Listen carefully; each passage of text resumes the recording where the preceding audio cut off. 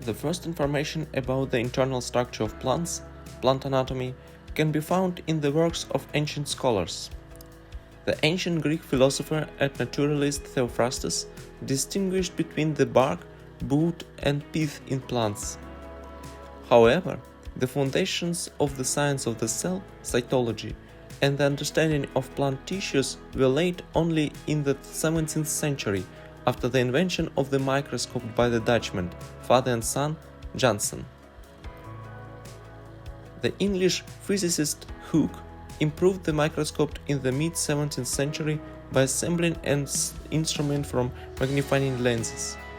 Using it in 1665, he discovered and described a plant structure in cork oak bark, compartments with walls which he named cells, cellus.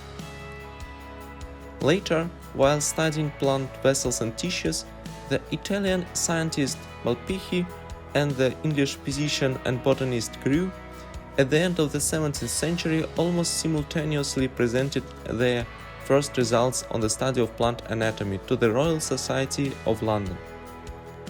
In his book Anatomy of Plants, Malpighi was the first to describe the cellular structure of the tissues of the bark, stem, and buds of plants. He called cells vesicles and gave the elongated vessel cells the name tracheids, which has survived to this day. Grew, in his book Anatomy of Plants, described many plant tissues. The term tissue itself belongs to him. In 1676, the Dutch naturalist Leeuwenhoek, a founder of scientific microscopy, while examining pollen and starch grains under a more advanced microscope, discovered bacteria and yeast, about which he wrote in his book Arcana Naturae, Secrets of Nature. The German scientist, botanist Schleiden and histologist and physiologist Schwann studied the cell development.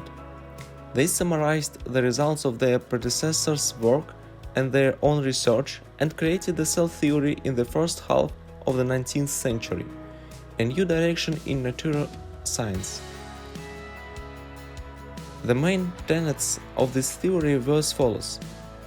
The bodies of all living organisms consist of cells.